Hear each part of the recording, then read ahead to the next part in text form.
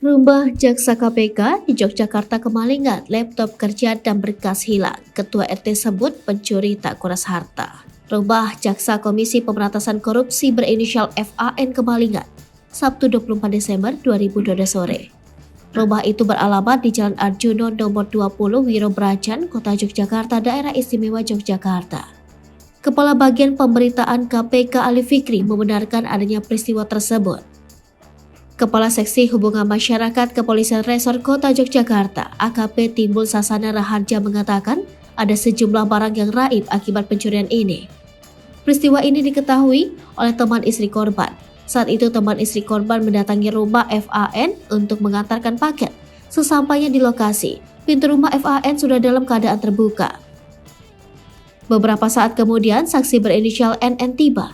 Saat dicek, ia mendapati rumah dalam keadaan acak-acakan. Timbul menerangkan peristiwa itu kini sedang dalam penyelidikan polisi. Ketua RT sebut tak ada harta benda yang digondol pencuri. Ketua RT 9 RW 4 Saptadi menjelaskan dirinya tak mengetahui kronologi kejadian. Saat peristiwa itu terjadi, Saptadi sedang tidur di rumah. Begitu bangun, ia melihat di depan rumah FAN sudah ramai didatangi polisi dan warga sekitar. Mengetahui rumah warganya kemalingan, ia kemudian menunggu di luar rumah FAN. Lantaran tidak diperkenankan masuk dan petugas sudah memasang garis polisi. Sewaktu menunggu bersama warga, ia memperoleh informasi bahwa barang yang hilang adalah sebuah laptop milik FAN. Saptadi menambahkan, di rumah FAN terdapat beberapa laptop, tetapi diambil oleh maling hanya laptop milik FAN yang dipakai untuk bekerja. Jadi ada 2 atau 3 laptop yang di rumah itu kan? Untuk anak-anak ada, ibu mungkin ada 3.